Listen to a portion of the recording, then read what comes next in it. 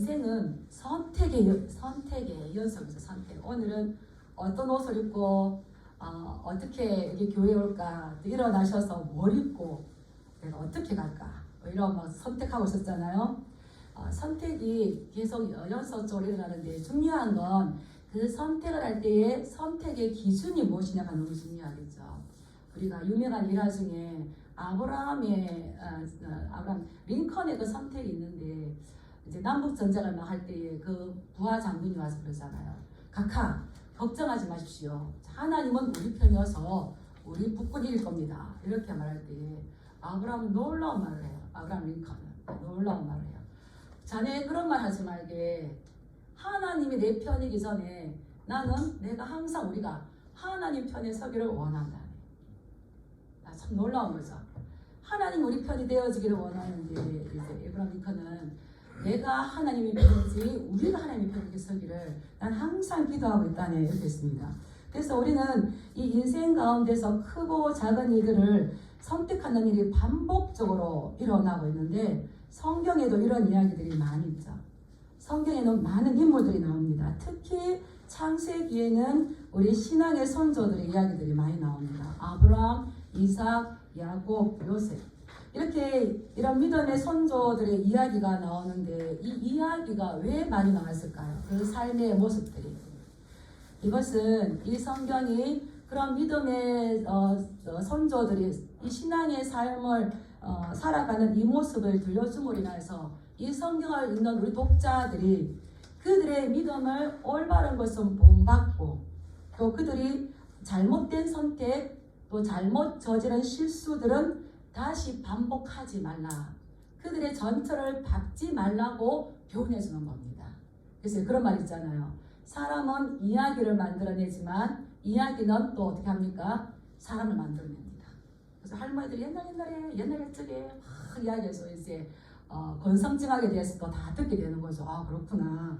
그런데 하나님께서도 이 성경을 통하여서 우리가 선택할 수 있을 때의 기준을 제시해 주는 거죠. 오늘 보면 이제 아브라함이 나오는데, 아브라함은 창세기 12장에서 하나님께 부름을 받습니다. 부름을 받았는데 이게 이제 그 하나님께서 주신 땅을 향해서 갔는데 그 땅에 기근이 들었어요. 기근이 들어서 이게 창세기 12장 10절에 보면은 그 땅에 기근이 들었는데 그 기근이 심하였더라, 이렇게 나왔어요. 그래서 이 아브라함 어디로 갑니까? 자꾸 이제 남방으로 가면서 애굽으로 내려가 버리잖아요. 그래서 그 땅에 기근이 심하였기 때문에 아브라함은 애굽으로 내려가는데, 여기서 이제 심하다 이 말이 히브리어로 카베드입니다. 무겁다는 말이거든요. 기근이 심하였다는 것은 기근이 굉장히 많이 생활이 어려울 정도로 힘들어졌다는 거죠. 그런데 오늘 우리가 이건 13장 1절 말씀에도 보면 이제 아브라함이 애굽에 내려갔던 그 경로를 그대로 해서 베델로 올라옵니다. 올라오는데 아브라함은 애굽에서 나올 때에 가축과 은가금을 많이 가지고 나왔어요. 그래서 여기서 2절 말씀을 보면은 가축과 은가금이 풍부하였더라.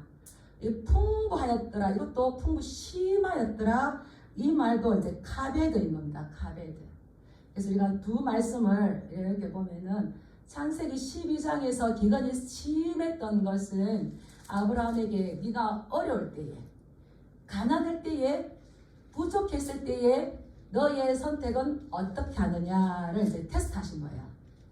그런데 우리가 이제 선지식이 있으니까 아브라함은 하나님께서 주셨던 이 시험에 성공했습니까? 실패했습니까? 실패했어요. 아내를 너무 아리따우니까 누이라고 속이면서 실패했잖아요. 그럼에도 불구하고 하나님께서는 그를 회복시켜 주십니다. 그런데 오늘 13장은 어떤 말씀이냐면 이 금과 은이 풍부했던 것, 풍성했던 것, 부요했을 때인데, 부요했을 때에 이 아브라함의 선택과 결정이 어떤 건가. 그래서 하나님 항상 우리를 이렇게 보십니다. 어렵고 힘들 때에 너의 선택도 보지만 반대로 네가 풍성할 때에 어떤 거냐. 그래서 이 아브라함은 1차적으로 어려움이 왔을 때에 잘 대처하지 못했음에도 불구하고 하나님께서 그를 보호하시고 그의 아내를 회복하시고 또 많은 재산을 가지고 돌아올 수 있도록 우리 12장 16절 한번 볼까요? 12장 16절 시작. 이에 바로가 그로 말미암아 아브라함을 후대함으로 아브라함이 양과 소와 노비와 암수 나귀와 낙타를 얻었더라. 많이 얻었거든요. 그랬는데 하나님께서 이 아브라함이 자기 아내를 보호할 수 없을 때 이제 하나 안 되겠다. 너 지금 어떻게 하는지 보려고 했는데 아브라함이 도저히 정신을 못 차리는 거예요. 그래서 하나님께서 개입하셔서 이 바로의 손에서 아브라함을 구해줍니다. 그런데 이 바로가 너 나 속였잖아 하고 이것을 뺏는 것이 아니라 그대로 줘요. 우리 12장 20절 말씀 한번 보겠습니다. 시작. 바로가 사람들에게 그의 일을 명하매 그들이 그와 함께 그의 아내와 그의 모든 소유를 보냈더라. 아브라함 한 거는 아무것도 없어요. 하나님께서 이 바로에게 두려움을 주니까, 재앙을 주니까 이 바로가 아브라함을 아내를 주어서 내보내는데 그 전에 주었던 소유를 전부 다 같이 보내주는 겁니다. 그래서 이 아브라함은 자기가 실패했음에도 불구하고 하나님의 전적인 은혜를 통하여서 다시 회복하고 부자가 되어서 돌아왔습니다. 부자가 되었다고, 축복받았다고 아브라함이 한 행동이 잘한 행동일까요? 아니에요. 아브라함은 자기가 알았어요. 내가 하나님 앞에서 실패했구나. 하나님의 전적인 은혜가 아니었다면 내가 행복하기가 힘들었겠구나. 그래서 다시 내려갔던 그 자리에서 이제 베델로 올라옵니다. 베델로 올라와서 전에 장막 쳤던 곳에 옵니다. 이 베델이 하나님의 집이라는 뜻이 있잖아요. 하나님의 집을 떠나서 이제 헤매다가 다시 하나님의 집 베델로 왔습니다. 그래서 이 아브라함이 했던 게 뭡니까? 또 4절 한번 읽어볼까요? 시작. 그가 처음으로 제단을 쌓은 곳이라 그가 거기서 여호와의 이름을 불렀더라. 아브라함은 베델에 도착하자마자 어디로 갔습니까? 처음으로 제단을 쌓았던 곳. 그곳에 가서 예배 드리기를 원했어요. 내가 이제 하나님과의 관계 가운데서 내가 예수님과 하나님과의 그 첫사랑을 가지고 다시 하나님과의 관계를 회복해야 되겠다. 그래서 마음이 많이 겸손해졌죠. 이 예배자로 가서 제단을 쌓아서 거기서 예배하면서 제사하면서 하나님의 이름을 부르며 자기의 신앙의 회복을 겸손한 마음으로 이제 기다렸던 겁니다. 그런데 거기에 이제 약간 어려움이 있습니다. 아브라함이 고향을 떠나올 때에 그의 조카 롯을 데리고 왔었는데 이 롯도 애굽에 같이 내려갔다가 지금 아브라함 때문에 많은 부유함이 있었어요. 우리 5절 말씀 한번 읽어볼까요? 시작. 아브라함의 일에 롯도 양과 소와 장막이 있으므로. 아멘.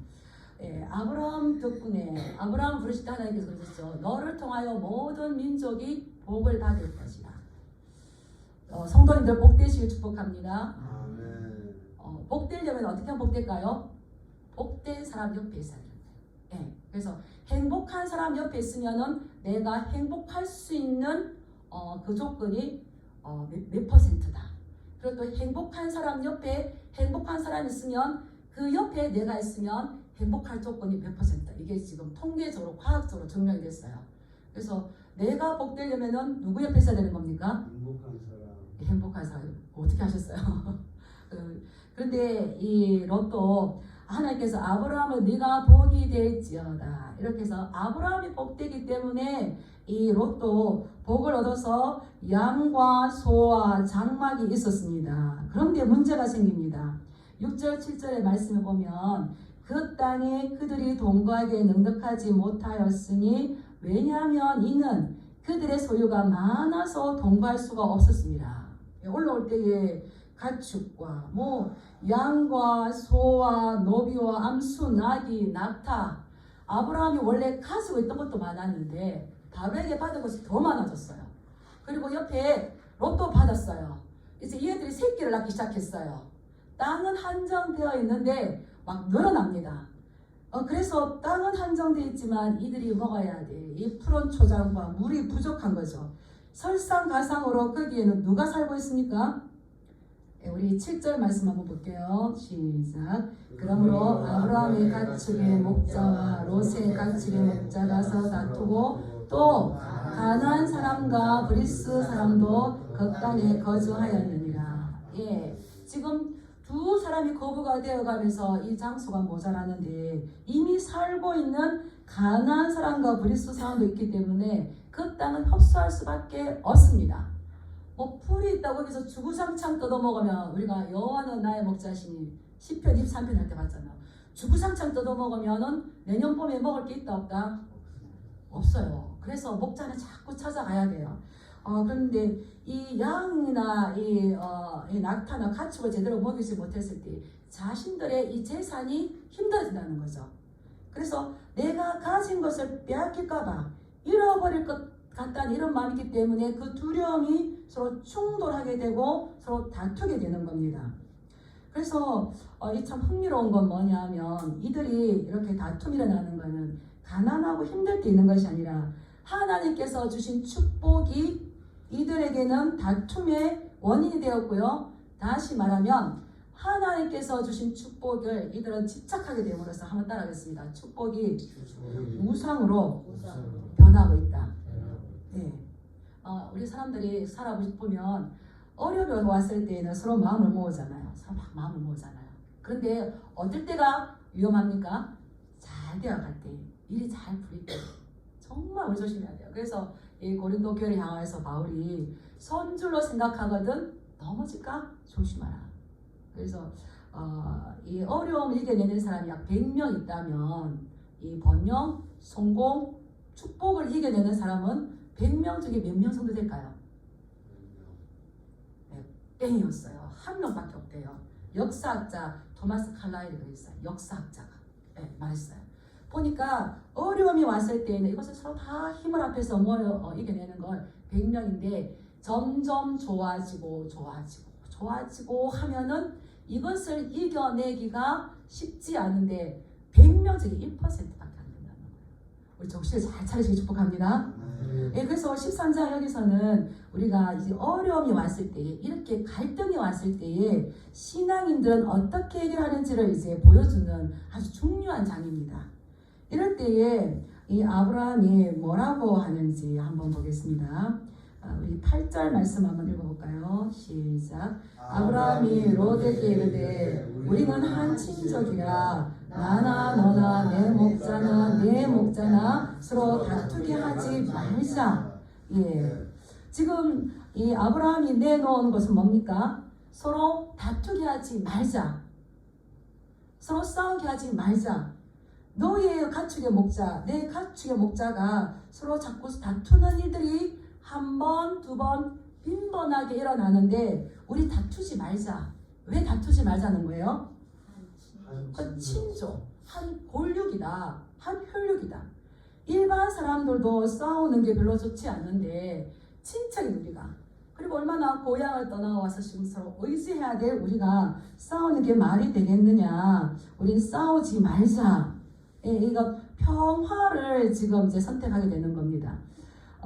그래서 이들은 이 싸우지 말아야 되는데 우리가 살짝 보면요. 아브라함과 롯이 싸웁니까? 목자들이 싸웁니까? 네, 근데 이때 당시 목자는 그 주인에게 소속된 종이나 마찬가지입니다. 그래서 아브라함의 가축의 목자와 롯의 가축의 목자가 싸운다는 것은 그렇게 좋지 않죠. 이때 롯은 어떻게 될까요? 자기의 목자의 가축들을 그래도 우리 아버지처럼 아버지 뻘 들고 나를 직업까지 키워주고 이랬으니까 싸우지 말아야 해야 될 건데 롯은 조금 그렇게 하지가 않았어요. 근데 문제는 뭡니까? 여기에 가나안 사람과 브리스 사람도 그 땅에 있어요. 아브라함의 목자와 롯의 가축의 목자가 서로 싸우는 걸 누가 보고 있다는 겁니까? 가나안 사람들이 보고 있어요. 하나님을 믿는 사람이 서로 싸우고 있어요. 그 가나안 사람들이 봐요. 주위 사람들이 봐요. 그러면 어떻게 되겠습니까? 저 싸우네. 싸우네. 왜 싸워? 여기가 교회야. 그런다고 그러잖아요. 그래서 우리 싸우지 말자. 다투지 말자. 우리가 하나님을 믿는 백성인데 이방 사람들에게 조롱거리가 된다. 그래서 우리는 이 아브라함은 이제 평화를 선택해요. 서로 싸우지 마시기 바랍니다. 성경은 이 다툼에 대해서 많은 경고들을 하고 있어요. 그래서 갈라디아서 5장 15절에 보면 너희가 서로 물고 먹으면 피차 어떻게 할까? 나는 이겼고 너는 죽어가 아니고 성경에서 말하는 서로 다툼은 피차 멸망할까 조심하라 그랬어요. 피차 멸망할까. 갈라디아서 5장 15절에 나오는 거죠. 우스운 말이 있습니다. 미국 사람을 싸울 때 뭐로 싸울까요? 총으로 싸웁니다. 그래서 말 한마디 잘못하면 갑니다. 일본 사람들은 싸울 때 뭐로 싸울까요? 어떻게 알았어요? 사무라이 칼로 막 뽑아버려요. 그런데 한국 사람은 싸울 때 뭘로 싸울까요? 말. 그래서 미국 사람은 말 잘못하면 생명이 왔다 갔다 해요. 그래서 말 조심할까 안 할까요? 조심합니다. 일본도 모르겠어요. 이제 제가 그거 한번 봤었는데 재밌어서 가지고 그 칼이 왔다 갔다. 그래서 말 잘못하면 생명이 왔다 갔다 해요. 근데 우리나라는 어떻습니까? 말로 싸워요. 말로 싸워요. 생명이 왔다 갔다 안 하니까 막 뒷감당 안 되게 말로 싸우죠. 그런데 빌립보서 2장 3, 4절의 말씀을 보면은 아무 일에든지 다툼이나 허용으로 하지 말고 오직 겸손한 마음으로.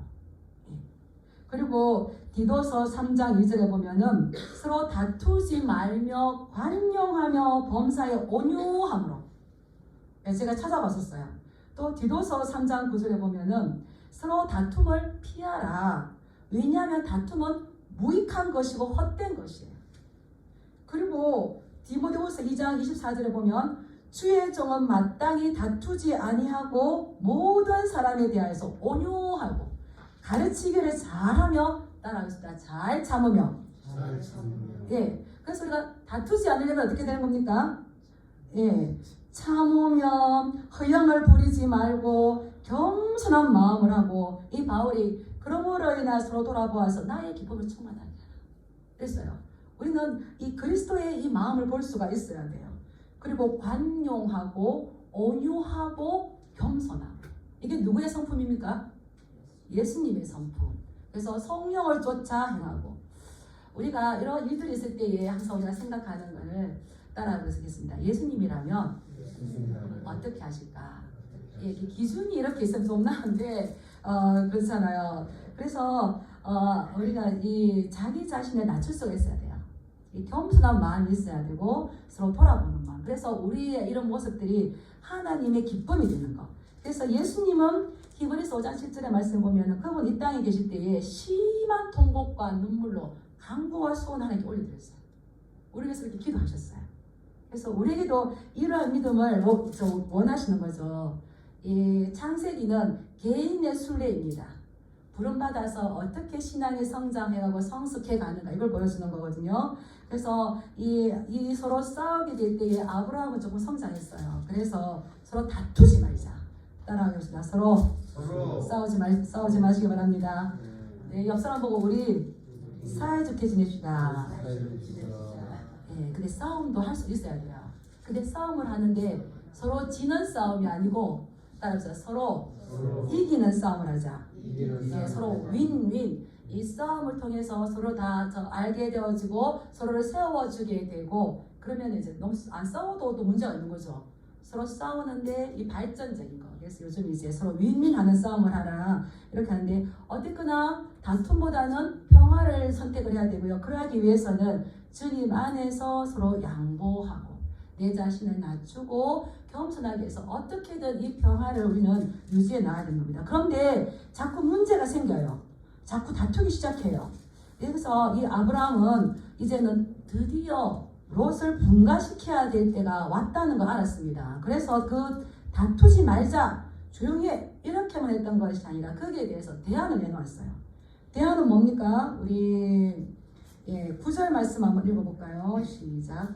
내 앞에 온 땅이 있지 아니하냐 나를 떠나가라. 내가 자하면 나는 우하고 내가 우하면 나는 자하리라. 이게 대안이 뭡니까? 온 땅이 여기 있으니까 나를 떠나가라. 이제 분가를 시키는 거죠. 이제 대안으로 아까 우리가 읽었던 온 땅이 너희 앞에 있으니까 나를 떠나가는데 내가 자하면 내가 우하고 내가 우하면 나는 자할 것이다. 참 놀라운 겁니다. 나는 삼촌이고 지금까지 너를 길러왔었고 이 가나안 땅은 하나님께서 아브라함에게 주신 땅입니까? 롯에게 주신 땅입니까? 아브라함에게 주신 땅이에요. 그래서 먼저 선택하고 먼저 자기 것을 찾을 수 있는 기득권은 누구에게 있는 겁니까? 아브라함에게 있음에도 불구하고 아브라함은 뭐라 그럽니까? 네 앞에 온 땅이 있다. 그리고 네가 왼쪽 하면 내가 오른쪽을 선택할 것이고 네가 오른쪽 하면 내가 왼쪽을 선택할 것이다. 자기가 마땅히 취할 수 있는 기득권, 우선권의 이 바톤을 누구에게 주는 겁니까? 양보하여서 조카 롯에게 주는 겁니다. 이게 지금 우리는 글로 읽으니까 이렇지 실제적으로 나에게 지금 돈이 있어요. 그리고 농사를 지어야 돼요. 우리 어머니 막 농사를 열심히 하시는데 물이 흐르는 좋은 땅이 있고 조금 이제 천수답 있어요. 천수답 있어요. 어느 땅을 하시겠습니까? 물어보면 바보지. 당연하게 적각구려는 이 땅을 하겠죠. 그런데 아브라함은 이것을 주도권을 내어주면서 미련 없이 망설임 없이 네가 자하면 내가 우할 것이고 네가 우하면 내가 자할 것이고 온 땅이 너 앞에 있으니까 너는 네가 먼저 선택해라라고 하는 겁니다. 쉽지 않죠. 이렇게 아브라함이 할 수 있는 이 마음, 이 믿음은 어디서 났을까요? 창세기 12장에서 이미 아브라함을 경험했어요. 그는 살기 위해서 애굽으로 내려갔다가 바로 왕 앞에서 살기 위해서 자기 아내를 누이라고 속였는데 잘 살 줄 알게 되었는데 모두가 다 위험에 빠지는 그런 일이 있었어요. 그런데 그 결과는 어떻습니까? 좋았어요. 좋았어요. 우리가 읽었잖아. 20절에 바로가 모든 소유를 아브라함이 다 줬어요. 내가 속이고 거짓을 했음에도 불구하고 하나님께서 아브라함에게 바로를 통해서 많은 재물을 얻게 했다는 겁니다. 그래서 이 아브라함은 깨달았어요. 내가 편법 쓰고 내가 속이고 내가 더 가지려고 나의 노력이나 이러한 것들이 복이 되는 것이 아니라 복은 하나님께서 나에게 주실 때 가능한 거네. 얼마나 위험했겠어요. 왕이 지금 아내를 빼앗아가고 아내라고 해도 힘들고 누이라고 해도 뺏길 판이고 찾아올 날은 너무 없고 지금 이런 상황이었어요. 그러할 때에 누가 개입하셨다고요? 하나님께서 개입하셔서 그 모든 것들을 다 주셨어요. 그래서 내가 가지고 성공하고 부를 갖는 이것은 내가 하는 것이 아니라 따라서 전적인 하나님의 은혜구나. 불가항력적인 하나님의 은혜구나. 허무한 시절 지날 때 깊은 한숨 내쉴 때 성령이 오신 거예요. 성령이 오셔가지고 우리를 그 나라 가운데 가게 우리에게 소망을 주시고 자꾸 이렇게 세우신 겁니다. 이게 어떻게 전적인 하나님의 은혜인 거죠. 예, 그래서 내가 지금 가고 내가 계획한다고 되는 것이 아니라 그러함에도 불구하고 하나님께서 이 상황을 역전시키고 변화시켜서 바울의 마음을 움직여서 나에게 이 모든 것을 주셨구나를 깨닫게 되는 거예요. 어려움을 통해서 분명히 하나님께서 말씀하시는 그 메시지를 들으시길 축복합니다. 네, 우리도 마찬가지죠. 이 말씀에서 너희는 지금 이 조상들의 삶을 주는데 롯이 그렇게 갈 때가 아니라 이렇게 어떤 두 사람이 나왔을 때에 너는 그들의 올바른 걸 배우고 잘못 저지른 실수, 잘못 봤던 것들은 어떻게 하라고 타산지석으로 반면교사로 삼아서 교훈으로 삼으라는 거죠. 그래서 우리가 어떤 내 노력, 내 의지, 나의 선택이 있는 것이 아니라 우리도 하나님의 은혜 가운데 있을 때에 우리가 집착하지 않고 내가 가진 것을 붙잡으려 하지 않고 하나님을 믿음으로 인해서 미련 없이 망설임 없이 내려놓을 수가 있는 거죠. 따라서 하나님의 약속을 가지고 있는 믿음의 사람은 세상의 것들에 집착하지 않아야 한다. 예, 집착하지 않아야 돼요. 그런데 이러한 제안을 했을 때에 롯은 어떻게 선택합니까? 우리 10절 말씀 한번 볼까요? 10절 시작. 이에 롯이 눈을 들어 요단 지역을 바라본즉 소알까지 온 땅에 물이 넉넉하니 여호와께서 소돔과 고모라를 멸하시기 전이었으므로 여호와의 동산 같고 애굽 땅과 같았더라. 네가 우하면 내가 자고 네가 자면 누굴 할 거다. 삼촌이 먼저 이렇게 줬을 때에 이 롯은 덥석 받아버립니다. 그래서 이제 눈을 들어서 막 멀리 바라보니 눈만 들었겠습니까? 다리도 들고 사다리를 놓고 올라가지 않았을까? 눈을 들어서 요단 지역을 바라보니까 소알까지 온 땅에 물이 넉넉하고 그때 농사 지을 때에 너무 필요한 거죠. 여호와께서 소돔과 고모라를 멸하시기 전이었으므로 뭐처럼 보였다고요? 여호와의 동산 같고 뭐와 같았다고요? 애굽 땅과 같았어요. 뭐 여호와의 동산, 에덴 동산이잖아요. 내 강이 막 흐르고 이 애굽은 롯이 삼촌 따라갔다가 애굽이 어떤지를 맛을 봤어요. 얼마나 잘 갖추어진 풍요와 준비된 곳입니까? 이 얼마나 쾌락 있는 곳입니까? 그래서 대제국으로서 이 풍요가 있기 때문에 그리고 무엇보다 물이 풍성해서 요단보다는 이 나일강이 더 풍성한 거예요. 그래서 확실한 수확을 보장해 주는 곳입니다. 어디를 선택하시겠습니까? 당연히 우리도 선택하죠. 롯처럼. 그런데 성경은 뉘앙스를 줘요. 넉넉하지만 여호와께서 소돔과 고모라를 멸하시기 전이었다. 그래서 여기 멸하시기 전이다, 멸하다는 말이 샤하트라는 말이 있는데 이것은 하나님께서 홍수로 멸하신다는 그 같은 말이에요. 멸망하기 직전이기 때문에 풍성해 보였어요. 그런데 롯이 소돔과 고모라를 택한 것은 아담과 하와가 이 선악과를 보면서 보암직하고 먹음직하게 했던 그 선택과 같았다는 거예요. 그래서 다시 말하면 이 선택의 기준이 뭡니까? 자기 중심이었다는 거예요. 자기 중심. 그렇기 때문에 이 성경은 여호와께서 소돔과 고모라를 멸하시기 전이었으므로 앞으로 어떤 일이 올 것인가.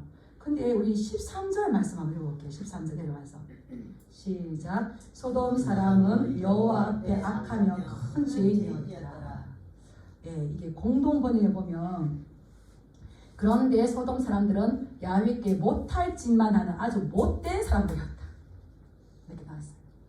그리고 또 이제 세 번역에 이렇게 보면 소돔 사람들은 악하였으며 주님을 거슬러서 온갖 죄를 짓고 있었다. 이거예요. 자, 그러면 우리 12절 한번 읽어보겠습니다. 12절 시작. 아브라함은 가나안 땅에 거주하였고 롯은 그 지역의 도시들에 머무르며 그 장막을 옮겨 소돔까지 이르렀더라. 예, 그 소알 땅을 선택하고 이 땅을 갔는데 도시들에게 머물다가 장막을 옮기면서 어디까지 갔습니까? 소돔까지 갔어요. 그때는 하나님께서 멸하시기 전이므로 여호와의 동산 같고 에덴 동산과 같았지만 그 사람들은 여호와 앞에서 나쁜 짓만 골라하는 아주 못된 사람이었다고 공동 번역을 이렇게 이야기하고 있거든요. 그런데 이러한 사실을 롯이 알았을까요? 몰랐을까요? 하루아침에 사람이 나빠집니까? 하루아침에 나빠집니까? 얼마 못 가서 이 소돔과 고모라가 이제 심판을 받아요. 이 롯은 알고 있었습니다. 알고 있었는데 그러나 저것은 하나님께서 싫어하는 도시라는 것을 알고 있었지만 자기 눈에는 보암직하고 먹음직하고 너무너무 좋았기 때문에 그것을 포기할 수가 없었어요. 그래서 소돔까지 이르렀더라. 그 근처에 가서 살았어요.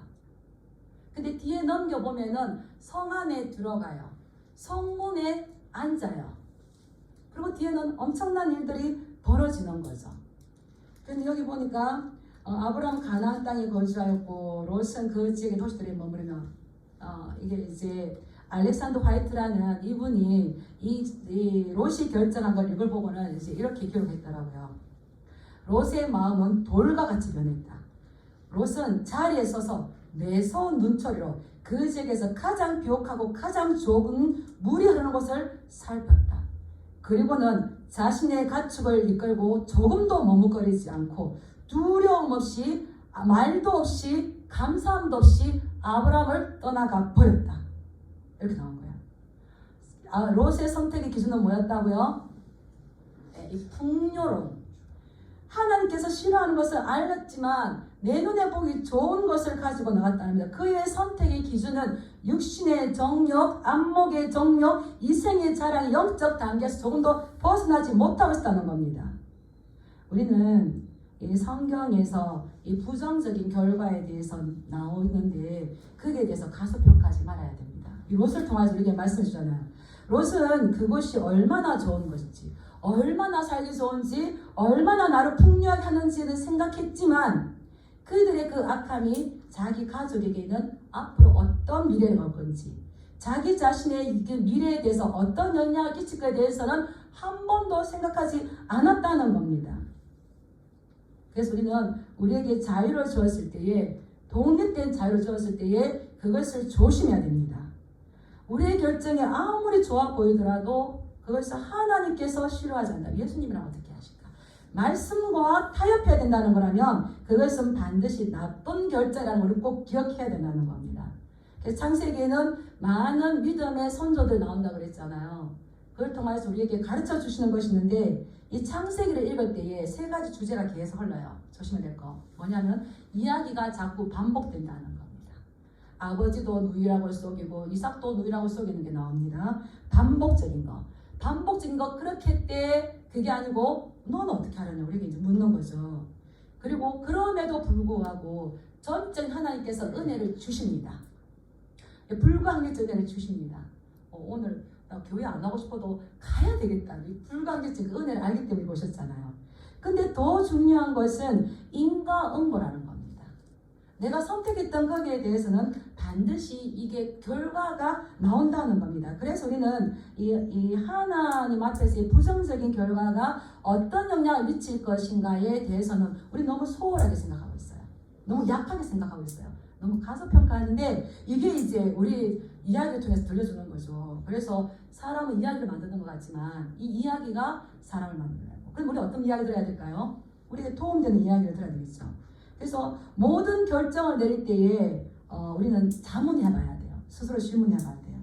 따라 해볼까요? 이것을 통하여서 하나님과의 관계가 좋아지게 하는가? 좋아지게 하는가? 네, 이거 나 너무 어렵지만 하나님께서 원하시는 거야.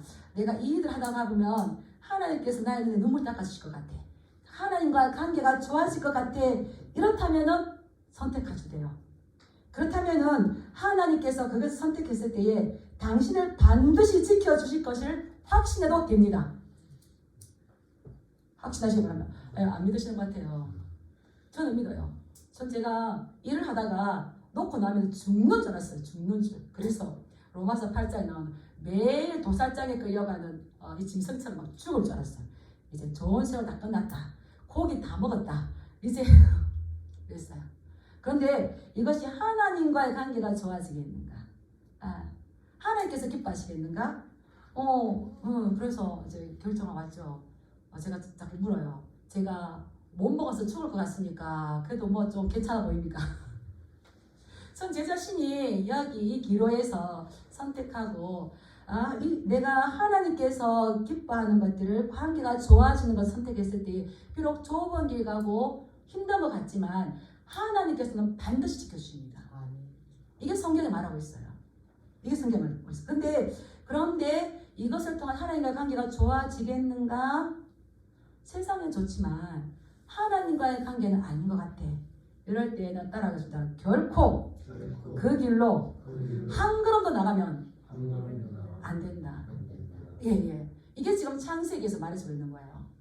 예, 반복되는 메시지를 통하여서 그 은혜를 줘요. 축복을 줘요. 그렇지만 그게 다가 아니에요. 그거를 통하여서 우리 자신을 비춰보면서 이 인과응보적인 것을 바라보기 원하는데, 그런데 아브라함은 어떻습니까? 우리 14절 말씀 한번 읽어보겠습니다. 시작. 롯이 아브라함을 떠난 후에 여호와께서 아브라함에게 이르시되 너는 눈을 들어 너 있는 곳에서 북쪽과 남쪽 그리고 동쪽과 서쪽을 바라보라. 지금 아브라함에게 롯을 떠났어요. 롯은 조카 이상이에요. 조카 이상. 그냥 아내를 제외한다면 지금 이 먼 타양에서 피부치예요. 근데 그 떠나갔을 때 거서나 얼마나 착잡한 마음이겠어요? 그럴 때에 하나님께서 아브라함에게 와서 아주 조심스럽게 말씀합니다. 조심스럽게. 플리즈 조심스럽게. 아브라함 너는 눈을 들어서 네가 있는 곳에서 북쪽과 남쪽과 동쪽과 서쪽 한번 바라볼래? 얼마나 허전하겠어요. 얼마나 외롭겠어요. 그리고 보이는 땅을 내가 너와 내 자손에게 줄 건데 언제까지만 줄 거예요? 영원히 줄 거야. 그리고 내가 네 자손이 땅에 티끌같이 많게 할 거야. 사람이 티끌을 셀 수 있을까? 사람이 티끌을 셀 수 있다면 너의 자손도 세겠지만 티끌 못 세요. 너의 자손을 셀 수 없이 많이 줄 거야. 이 말씀이 약속의 성취가 누굽니까? 오늘 우리잖아요. 오늘 장로님 기도하셨어요. 약속의 말씀은 반드시 성취되는 거예요. 이를 계획하신 여호와 그것을 성취하신 여호와 나 여호와가 너에게 말하노니 너는 내게 부르짖으라. 내가 너에게 응답하겠고 네가 알지 못하는 크고 은밀한 일을 너에게 반드시 나타낼 것이다. 이게 지금 이제 이루어진 걸 우리는 그 증인이잖아요. 이 아브라함이 이 허전하고 어렵지만 하나님을 신뢰함으로 이거 딱 선택을 했을 때에 따라하겠습니다. 그 꿈과 비전은 더 구체적으로 더 한 발짝 앞으로 다가갔다. 그런데 롯은 눈에 보이는 게 좋은 것 선택이기 때문에 아예 이 가나안 경계 밖으로 나가버립니다. 약속의 땅, 축복의 땅에서 밖으로 나가버리는 겁니다. 그래서 이 롯은 성문에도 앉고 했지만 성공한 것 같았지만 아브라함을 떠난 삶, 다시 말하면은 이 하나님의 약속을 떠난 삶은 우리 뒤에 보면 얼마나 피폐합니까? 보로로 끌려가요. 나중에 근친상간으로 소송을 낳기까지 얼마나 피폐합니까? 그래서 이거를 베드로는 정확하게 정리를 합니다. 우리 베드로전서 베드로후서죠 2장 6절 8절 보겠습니다. PPT북 한번 읽어볼게요. 시작. 소돔과 고모라 성을 멸망하기로 정하여 죄가 되게 하사 후세에 경건하지 아니할 자들에게 본을 삼으셨으며 무법한 자들의 음란한 행실로 말미암아 고통당하는 의로운 롯을 건지셨으니 이는 그 의인이 그들 중에 거하여 날마다 저 불법한 행실을 보고 들으므로 그 의로운 심령이 상함이라. 이 베드로는 이 롯을 보면서 그 죄가 되게 해서 소돔과 고모라를 멸망해서 죄가 되게 하셔서 눈에 보이는 육신의 정욕, 안목의 정욕, 이생의 자랑으로 좋게 선택했지만 그것을 하나님으로 기준 삼았지 않은 선택을 했을 때에 이것을 죄로 되게 하는 것을 오히려 안 좋은 본보기의 본이 되었다는 겁니다. 좋은 본보기의 본이 되시 축복합니다. 그는 마음이 너무 상했어요. 왜냐하면 무법한 자들의 음란한 행실로 말미암아 고통당하였어요. 우리 8절에 보면 롯은 의인이었어요. 신분적으로는 아브라함의 혈육이었기 때문에 신분적으로 의인이었어요. 어떤 행동이 아니라 의인이었는데 그가 잘못된 곳에 앉아서 거기에 거함으로 인해서 날마다 불법을 행함을 보고 듣고 어떨까요? 정신이 없겠죠. 너무 힘들었겠죠. 그래서 의로운 심령이 상한 거예요. 마음에 안식이 없었다는 거예요. 날마다 그 불법의 행위들을 이야기 듣고 어디 가서 들어봐도 좋은 이야기 못 듣고 계속 이런 이야기 들으니까 심령이 어떻습니까? 상했다는 거예요. 시편에 나오는 말씀이죠. 여호와의 집에 올라가자 할 때 내가 기뻐하였도다. 우리 이럴 때 기도하러 가자. 우리 예배하자. 내가 너를 기도해 줄게. 이런 일이 있어야 되는데 이런 일이 전혀 안 됐다는 거예요. 그래서 우리가 선택한 것이 정말 우리를 행복하게 해줄까요? 결코 그렇지 않습니다. 우리의 선택의 기준이 나의 결정, 내가 눈에 보이는 결정. 그런데 아브라함의 선택의 기준은 여호와께서 눈을 들어 봐라. 하나님께서 보게 하신 것을 봤어요. 아브라함의 선택의 기준은 하나님이셨어요. 그래서 너가 있는 거, 너 땅을 영원토록 너에게 줄 것이다 했지만 이 롯은 얼마 가지 못하여서 그는 불 가운데 부끄러운 구원을 받을 수밖에 없는 그런 거였습니다.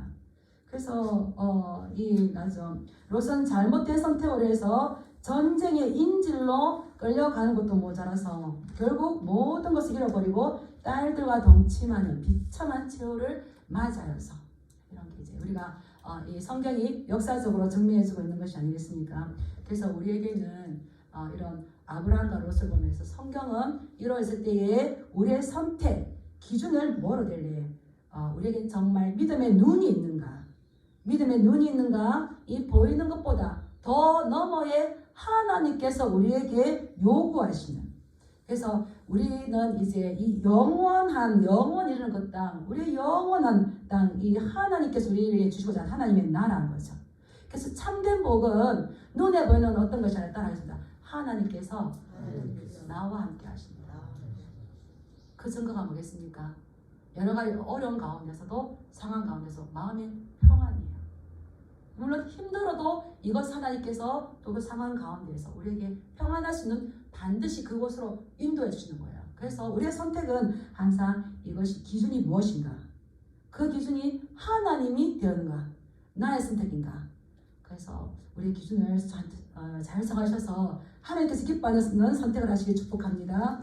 이랬을 때 아브라함은 18절 한번 읽어볼게요. 18절 넘어가서 시작. 이에 아브라함이 장막을 옮겨 헤브론에 있는 마므레 상수리 수풀에 이르러 거주하며 거기서 여호와를 위하여 제단을 쌓았다. 계속 예배자를 쌓고 계속 제단을 쌓았는데 이제 누구를 위하여 제단을 쌓았다고요?